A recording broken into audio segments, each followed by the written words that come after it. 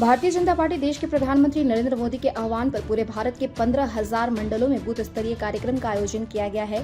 Booth कैसे मजबूत करें, उसको लेकर देश के प्रधानमंत्री नरेंद्र मोदी जी द्वारा कई दिशा निर्देश दिए गए। इसी कड़ी में जमशेदपुर के 4 मंडलों में आज बूथ स्तरीय कार्यकर्ता सम्मेलन का आयोजन किया गया, जहाँ भारतीय जनता पार्टी के राष्ट्रीय उपाध्यक्ष व राज्य के सांसद विद्युत वरण महतो शामिल हुए। उधर भाजपा के लोकप्रिय सांसद विद्युत वरण महतो ने देश के प्रधानमंत्री नरेंद्र मोदी जी द्वारा बताए गए रास्ते पर चलने की सीख ली। वहीं देश के प्रधानमंत्री नरेंद्र मोदी जी ने बूथ को मजबूत करने के लिए नारा दिया है, मेरा बूथ सबसे मजबूत। इस नारा को सार्थक करने के लिए भारतीय जनता पार्टी के बूथ स्तरीय कार्यकर्ता अपनी पूरी ताकत लगा दी है। जिस मंडल का बूथ कमजोर है वह बूथ मजबूत कैसे हो, यह गुण देश के प्रधानमंत्री ने सिखाया।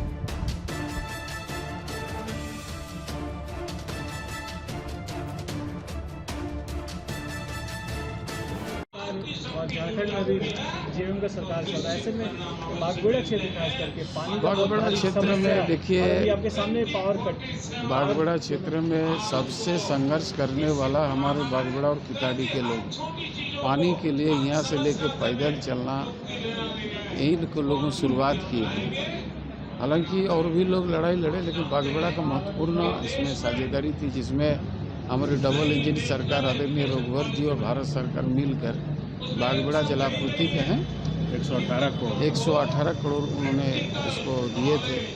लेकिन बीच में पिछले 4 साल जिस तरह वर्तमान झारखंड मुक्ति मोर्चा हेमंत जी की सरकार है, ये पूरी अनदेखी होने के कारण आज भी जलापूर्ति होने में अभी भी काफ़ी समय लगेगा। जिस तरह कछुआ चाल में लोग काम कर रहे हैं, जलापूर्ति की स्थिति बहुत खराब। हालांकि 2 जगह बागबेड़ा, ये आपका परसुडी और गोविंदपुर में सप्लाई है, लेकिन वहाँ भी काफ़ी त्रुटि है। पाइपलाइन समय समय पर फट जाता है, जिसका चलते आम लोगों को मुश्किल होता है। लेकिन फिर भी जलापूर्ति हो रहा है। लेकिन बागबेड़ा अफसोस की बात है, इतना दिन होने के बावजूद, इतना पैसा लगाने के बावजूद आज वर्तमान राज्य सरकार इसको पानी जलापूर्ति करने में लोग असफल है। निश्चित रूप से आने वाला समय फिर जनता दोबारा केंद्र में और राज्य में भारतीय जनता पार्टी शासन को स्थापित करके विकास की गति को तेज करने की दिशा में पहल करें।